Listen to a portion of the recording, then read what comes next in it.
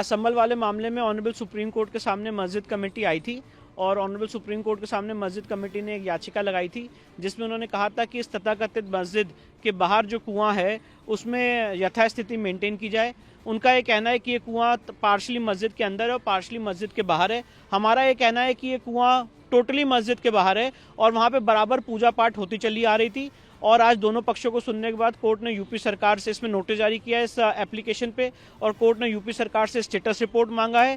Court ने साथ ही साथ जो हम लोग हैं जो प्राइवेट रिस्पोंडेंट्स हैं उनसे भी कहा है कि अपना जवाब फाइल करिए और कोर्ट ने कहा है कि अगली तारीख तक जो कि 21 फरवरी है जो स्टेट गवर्नमेंट है वो तथाकथित इस कुएं के परसुएंस में जो उनका नोटिस है उस पर कोई एक्शन अभी नहीं लेगी।